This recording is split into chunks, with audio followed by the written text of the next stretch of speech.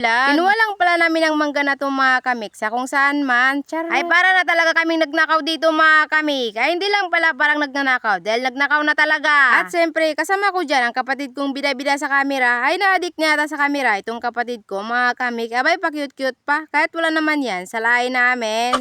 Kahit nga rin siguro maya-maya pang pa-cute, di pa rin yan magiging cute. Siyempre manayan sa akin eh. Ay dinadaon ko na naman ang sarili ko. Nakalimutan ko pala na may kanya-kanya pala tayong itsura na binigay ni Lord. Kami na rin pala ng mga pinsan ko ang nagnakaw.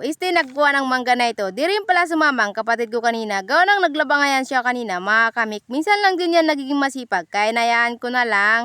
Kararating lang din yan kanina mga kamik. Kita nyo naman nabasa pa ang kanyang buhok. Ay sana all. Naligo yarn. Marami din pala kaming kinuhang mangga kanina. Pero dalawa lang palang kinuha ko. Hindi ko naman yung kayang ubusin mga kamik. Ay agay mga kamik. Napakaasim man din nito. Wala pa nga kaming asukal ngayon. May favorite na yellow sa mangga. Abay asing ba naman ang yalo ko mamaya. Kaya mas lalo tuloy na magiging maalat. Bulok na nga rin pala ang gamit kong pambalat. Abay wala nang arte-arte to. Halangan namang kutsilyo yung gamitin ko. Wala nga kami noon eh. Meron pala mga kamik, kaso nga lang nawala na. Naiwan pala namin sa bundok nung nagkuha kami ng balinghoy doon. Wala man din yun awakan mga kamik. Nakakasugat sa kamay ba? Bakit pa ako mag-arte? Ay ito ba naman ang palagi kong ginagamit dito?